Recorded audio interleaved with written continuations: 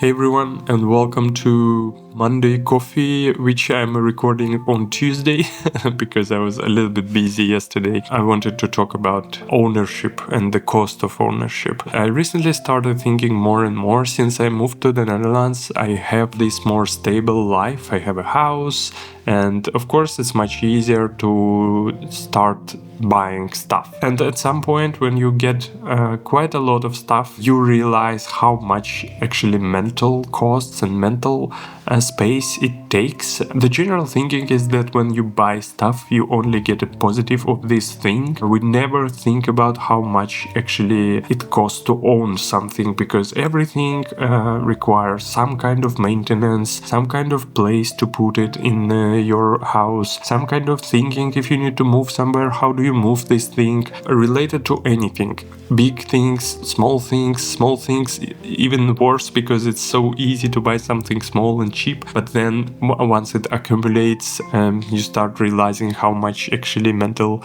space it takes. Last year we bought a car, and this weekend we actually got a first issue with a car. That's why get me thinking. We were in Germany visiting Gamescom, and I noticed we have a crack on the side of the tire. This could be very dangerous damage, because your tire could basically explode if you're driving on a very fast speed. Eventually I had to drive very slowly from the Germany to the Netherlands. We avoided highways and big roads, so we only drove through the kind of national roads, and eventually it took like 3 to 4 hours to drive for 60 to 80 kilometers per hour. Before that, my car only brought me positive emotions, but it's inevitable that at some point every little and big thing starts draining your energy a little bit and requires some kind of maintenance, etc. So that's my topic for today, and I'm really curious, what do you think? Do you buy a lot of stuff, and if you do